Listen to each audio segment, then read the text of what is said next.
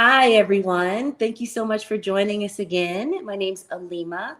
I started this new podcast called the Stunting Investor because I think it's so important for people to understand why passive income is very important, different vehicles they can use to establish passive income, and just different ways to establish financial freedom.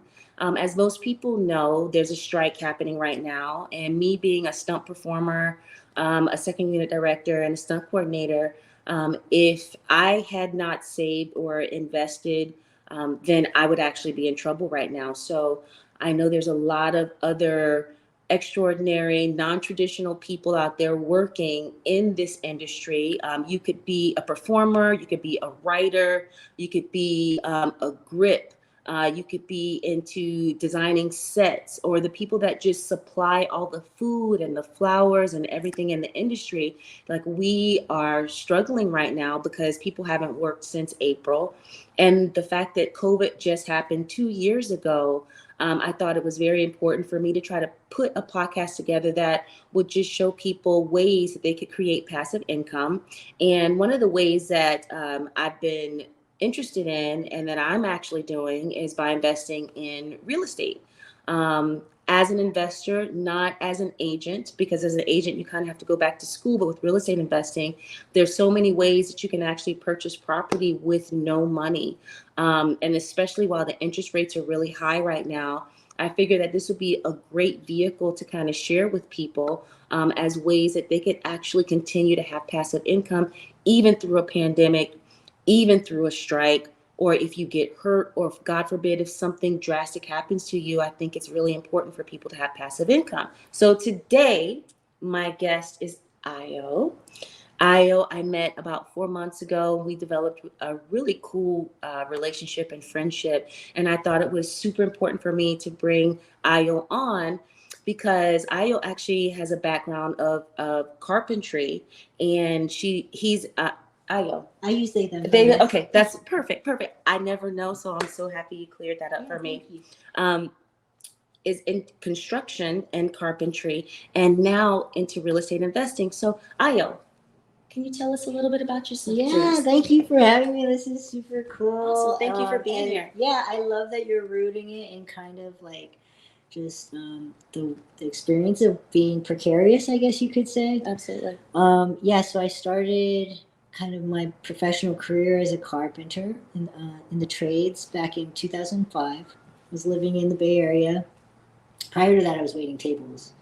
So I was just kind of familiar. Figuring it out. Yeah. Good money, cash, today money, Mm-hmm. not really tomorrow money, Mm-hmm. right? So I was like, okay, I need a skill. And that's just how my brain works, I think. I just want to kind of always figure out what's next, what happens if. So I was like, okay, I got to get a skill. And luckily, the union was hiring, they were recruiting. Mm-hmm. So I joined the Carpenters Union. And it was one of those things where if you were working, you got paid pretty well, relatively. Mm-hmm. It's hard work, but at least it was more. It wasn't just beer money. Yeah. It was money, Yeah. and it had bennies. But it was feast or famine. Like, you got Almost hired like the stunt industry. Exactly. Yeah. So you got hired. You had to go. When I got in, you had to solicit your own work, which meant you had to go with your tools to the job site. Say, hey, I'm ready to work. Look ready. Like, if they were to hire you that moment, you would go, jump in, and get in with the crew. Oh, wow. So, that's how I was trained to come up. Hustle, hustle, hustle, get on. Try to get on for that project. Try to get on in the beginning of the project so you're there for the duration, at least until the project ends. Hopefully have a strong enough, work ethic and build your reputation so that they take you to the next project. Yeah. So that's kind of how I came up in the trade. So it was good to instill that. And I was good. I was good at it. I put my head down and I grinded. And then, but when the economy kind of flattened out, Then what? Then what? Yeah. Then you're on unemployment. And so what I learned to do was and I don't know if this is true for what you do, but when people hear what you do and they always perk up like, oh, you do that, and they think, okay, well, maybe one day we can work together. So that would happen to me a lot, and people would just be like, hey, do you want to build me a fence or a deck or work on my roof, or I need an add-on? And so I would be like, okay, I'm busy now, but let me put you in my list. And so when it was slow, I would call up that list and be like, hey, are you still wanting to do that project? So I would always have side projects in the wings. And that was the way that I learned kind of, I guess, the business side, like how to be a solopreneur. So I would collect unemployment while doing these side jobs. And, you know, coming from being raised by immigrants, you know, we hustled cash. You know, just to keep everything, all the ends meeting up. And so that's how I survived for a while. And I think that through that process, you know, it just became habitual, where when I wasn't working my W-2, I was always looking for the next thing, always working. Very tiring, by the way. Oh, very tiring. Always. Yeah. It's transformative, but I think that, like, you know, it's good preparation for like this journey, real estate. You and I talk all the time about like the commitment it takes. It's transformative. It's like you would better be prepared to carve out, you know, all this thing that's going to affect your entire identity, maybe, you know. And just like it was with carpentry, I had to do the same thing. It was physically tiring. I had to condition myself. You know, from being in stunts, you have to condition yourself. Absolutely. You have to pay attention to how you're resting, you know, where you're getting your energy and your nutrition, you know, your mental health as well, like rest. So no, it was good conditioning. And I think that physical preparation helped me for the stamina it takes to also then kind of go into real estate or investing in general, because you have to really just pull all your strength together and just believe in yourself and just take the leap. Absolutely. You know? Absolutely. So so that's kind of like why you know, eventually it kind of came to this, but you know, fast, like before I got directly into the community you and I are part of, you know, I was slowly like stacking on the side, being super resourceful, and then talking with my coworkers about, like, you know, how do you buy a house? Like getting the literacy. Because my mom, who raised me with my two siblings, was single mom, just barely making ends meet. So we never had a place. Like, I have a lot of memories growing up, just bouncing around from auntie's house to auntie's house. You know what I mean? And so as a kid, that was something that, like, you know, just stuck with me. God, I wish I had my own place. And if I had my own place, this is what I would do with it. And I would take care of my sisters, and I would take care of all my friends. You know what I mean?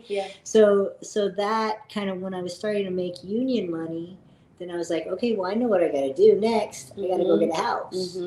Right? So then I'm just like, well, who's going to show me how to do that? Right. So I'd ask, you know, the folks that I was working with. And, you know, as a carpenter in the trades, you are an apprentice. So you get paired up with a journeyman. Oh, okay. So there's like this kind of bond that happens, at least for me, where I was taking a lot of cues, just not only about how to learn the skill, but also like advice. Like, I had all of a sudden, like, you know, like these dads and uncles that were helping me figure out how to take care of my body, how to save up money, how to buy a house. That's even giving me relationship advice, which wasn't really good advice, but whatever. It was like, it was sweet. Especially from the uncles. No, it was like, wait, how many? Wait, but you're divorced, I thought. Okay. But anyway, so I've been, you know, was asking them, and so they were just telling me what they were taught, which was save up, get a down payment together, go out to the bank, get your credit up, blah, blah, blah, blah, blah. So that's what I did. And 2013, I was living in the Bay Area, and I had saved up a good chunk of money. So I was like, okay, I'm ready to do that. And so, you know, the 2008 crash, all the dust settled, and it wasn't like a race to the bottom to get all these foreclosures anymore. It was more just like, okay, stable. And it was right before, in the Bay Area at least, the housing market just went like this. It just took off. And I got in right there. Perfect timing. Perfect timing. Yeah. And I squeezed in with, I think all in, I was in the deal, 13 grand. That's it. That's FHA amazing. loan, 13 grand to get in. It was a tiny Craftsman, but man, it was That's amazing. it was a big milestone for me to be Yeah. like, okay, wait, I did it. This is happening. Okay, now what, right? And so because of like all my excitement and because I just had all these dreams deferred from when I was a kid, I was like, I'm going to do this, I'm going to do that, I'm going to knock this wall out, I'm taking that up, I'm vaulting this, I'm adding skylights. And, you know, I'm just still that scrapper mentality, so I'm just bringing home building materials left over from our job sites and just doing everything kind of budget because I still had that old mindset. Okay. You know? Do you feel like your mindset has shifted since then? Yeah. Oh, yeah. Can you tell us a little bit about that? So what's your mindset like now? Okay, so my mindset now is like an abundance mindset. Okay. Right? Like that there is more than enough. It's like the feeling that everything can be taken away right away isn't like right. I'm not holding it right here. Yeah. Right? Yeah. That's gone. It's like, no, there's more than. And as much as I can dream that I have a sense of deserving that's going to happen. And then if not that, then something even greater that I don't even know yet. You know, I just have to kind of believe in the process, you know, like just put one foot in front of the other and you'll figure it out, you know? So that's a big shift. So, you know, before my old mindset was like, well, you know, try not to make it too nice. Like just don't set yourself up to want all the like luxury and quality things. Just, you know, be modest, you know, be grateful for what you have and just like bring, you know, so just like me taking leftover tile or taking extra windows and extra doors. I was like, I'm just grateful that these are free. I'm taking them. You know what I mean? As opposed to really thinking like, wait a minute, if I just put in a little bit more money, the return on this is going to be even greater. Like the investor mentality. It's like, no. Everything that you want to put in has to be quality because you're investing in you, the brand of you. Yes. You know what I mean? Yes. So that's like the comparison of then and now. And I love that. I don't mean to cut you off, but I love that because once you realize that you're investing in yourself and you're worth it, you're willing to give so much more. Right. Absolutely. So what would you tell someone who, say, doesn't have the finances to kind of invest in themselves? Do you feel like there's a certain path that they can get on so that they can get to that point? Yeah, I do. And I think it's really interesting to think about, you know, what we do have, like having stock in what we do have. And I guess I still do have this idea of like your greatest investment is your mind, first and foremost, and your creativity. That's why we're in this creative finance mentorship, is because those limiting beliefs that you need money to in order to get investing is a limiting belief. You don't actually need money. Yeah. So let's touch upon that a little bit. Yeah. How is it that you can invest without needing money? Okay. So I'm in a deal right now, negotiated with the seller.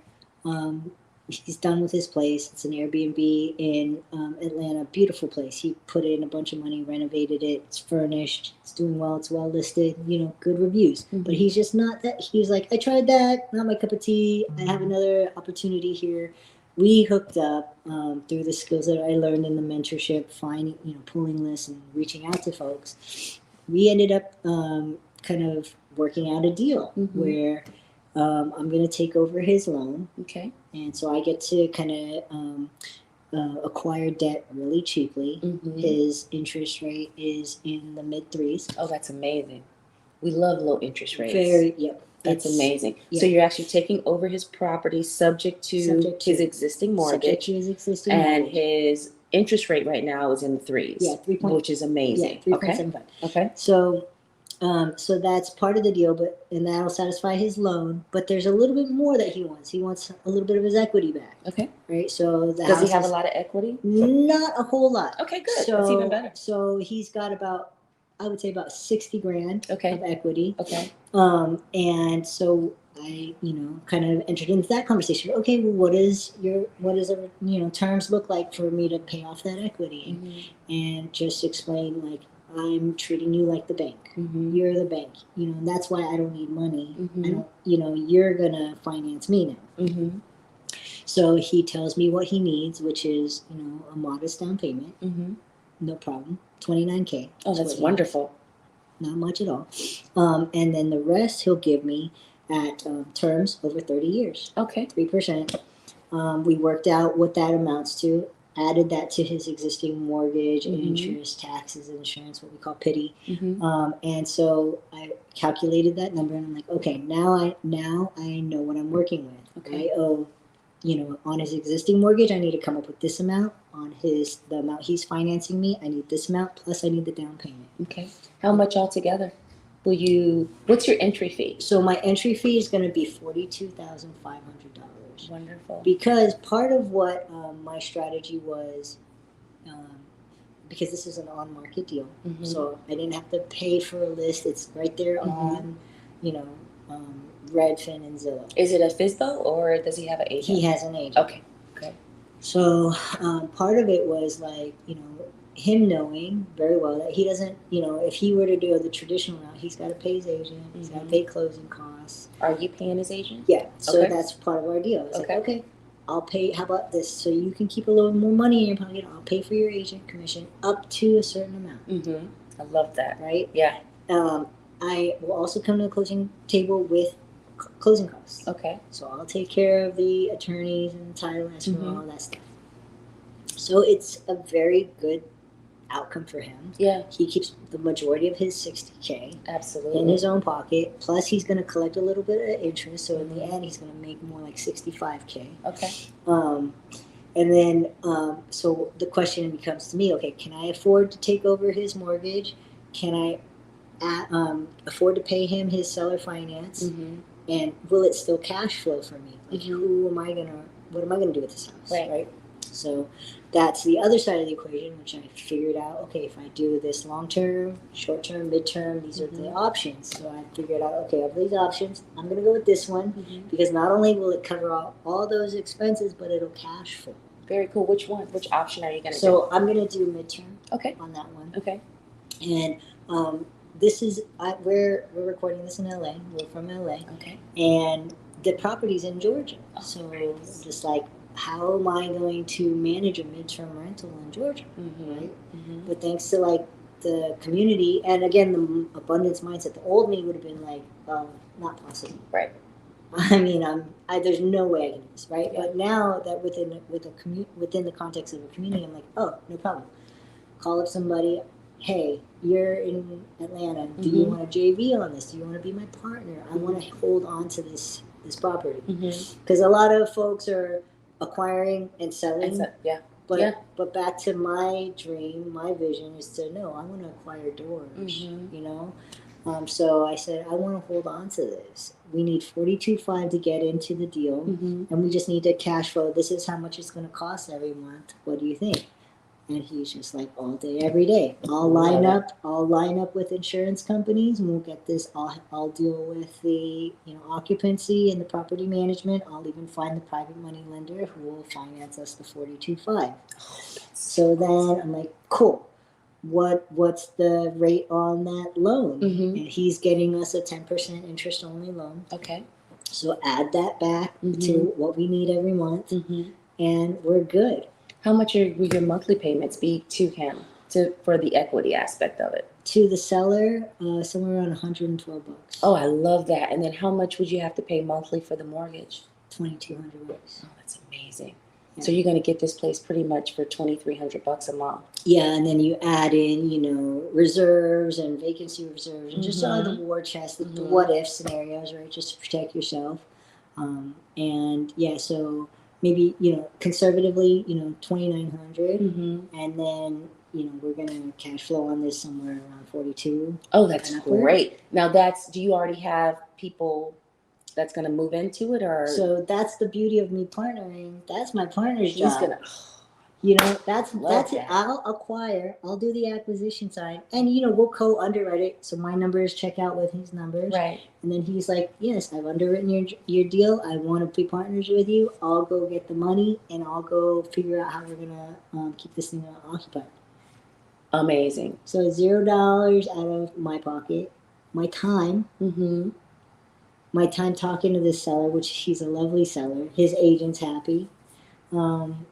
Really enjoyed working with them on this. Learned a ton, but in the end, yeah, beautiful, like newly renovated home, 3 bedroom, 2 bath home in Atlanta. I love it. Really close to all these music venues, next to like the big hospital in town, Oh, next that's to so really awesome. close to the university. So it's like a great property to buy and hold. Absolutely. How much will you take home? How much would you net a month? Well, we're going to be really aggressive Mhm. with our net and the 50-50 split, and put that right back into paying off the private money. Okay. So So our you won't goal- refinance it at some point, or you're just? No. I mean, it's only $40-something thousand, so you don't necessarily need to. Yeah. You can just pay that off. Yeah, so Yeah. we're going to be really aggressive, try to pay it off within a year, Okay. and then Then we'll you'll be be each cash flowing. Oh, that's so amazing. And the thing we learned in this mentorship is, you're making money, on the passive side every month, but you're making money on the appreciation over time, building your net worth, and then you're capturing depreciation that you can write off on your taxes, so that that money is tax free. I love it. And so that's one of the reasons why I wanted to bring Io on, and I also wanted to just talk to you guys about passive income and different ways that you can establish it. So Io is acquiring a property in Atlanta. It's an Airbnb. She doesn't have to put any money into the property, and after a certain while, they're going to cash flow on that property without having to pay any money out of their pocket. So I know that that's a lot. Maybe if you've never heard the things that we're talking about, that seems like a lot. But a couple months ago, I was fumbling around, being like, and then what? And then what? Yeah. And then where do we get the contracts? And then Absolutely. how do I even find these people? And and you just start trying, and then it just all falls into place. And whatever I didn't know, I just reached out. And I'm like, I don't know about the disco side. Can you help me? Absolutely. And I love the fact that you mentioned several times creative finance and a mentorship group that we're a part of. Do you mind just sharing what that group is? Yeah, it's called Subject 2. The person who started the mentorship's name is Pace Morby. But what I like about Pace is, he really tries to shift the narrative and say, this is our community, this is our mentorship, and the more you put into it, the more you get out of it. And he puts in a ton into this mentorship. So he's provided us with contracts, with Zooms. There's 20 Zooms a week that you can jump into on any subject related to executing a deal. We have meetups, networking events. He creates challenges for us to build community so that we can do more and more deals together. Absolutely. And it's pretty genius, because it's in a way taken on a life of its own. And then, I don't know about you, but like for me, like just sitting in front of a Zoom or watching a recording to learn it doesn't sit, you know. I need to bounce ideas. I need to be like, oh, what are you doing now? And just get that extra little encouragement, and then or do that to provide that for somebody else. And then it just makes me realize, like, gosh, I wouldn't have been able to say that like not too long ago. I know, and it becomes really real, and like accountability and community go hand in hand. And absolutely, it's really cool. I love it. So how many doors do you have now? I mean, the traditional way, I have 3. Okay. And then now this one will be my first creative, just buy and hold. Okay. But the plan is, me and my partner are starting a family, and that's so exciting. So I'm gonna put out there and manifest. I want 10 doors by the time that our little one comes. That's amazing. And I honestly, you can do it, because I started this active campaign of calling agents for on-market deals in July. Okay. And it took some fumbling around, hiring somebody to give me a hand with the calling. So I would say probably after 3 weeks, we were really up and running. Mm-hmm. So if you think about it, this deal was within the first month of us being up and running. That's amazing. And now I'm getting kind of used to the cadence and Mm-hmm. how much it really takes all the follow-up. Mm-hmm. And so now I think, your first proof of concept helps you, like, okay, Yeah. bring it on. And I don't know what it is, and just like that mental shift. But last week, 4 deals, I'm like doing follow up on 4 active deals. Mm-hmm. You know what I mean? I'm just Mm-hmm. like, out of nowhere, it's like, here come 4 more. Yeah. And That's it's amazing. And again, back to that mindset where, in the beginning, you're just so hungry and you're like, oh my God, is this going to work? I have to jump on it. I'll just give away the farm, just to get into the deal. But now I'm like, there's so many opportunities out So there. much, I can pick and choose. Absolutely. I, in fact, turned down a deal on Friday in Vegas. I was just like, wow, I didn't even know I could get to this place so fast. That's amazing. You know what I mean? What made you turn it down?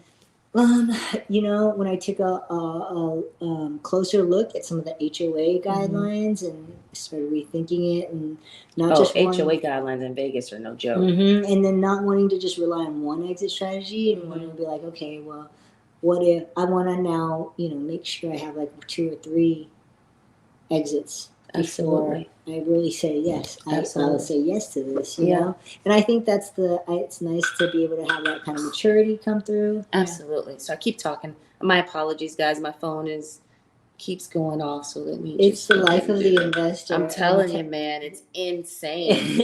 But it's like a good thing. It is a good thing. It is a good thing, but I'm going to turn it off right now as there we go. Perfect. Okay. Yeah, so I don't know. It's been interesting just like recapping my journey, even from just something so random as being in carpentry and how that it's amazing landed me here. And the mindset shift, which is so important. I think that played a huge role. What would you say was the better experience, the 3 conventional homes that you have, or this last one that you had that was creative? So all those conventional ones, it was all like, it took time because you had to use your own money.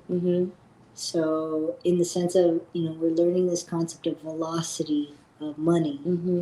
And so for me to say, it took me from 2013 to now to get 3 doors conventionally. So it's 10 years to get 3 doors versus my plan is to get 10 doors within the next year. Amazing. It's amazing. And you don't even have to use your own money.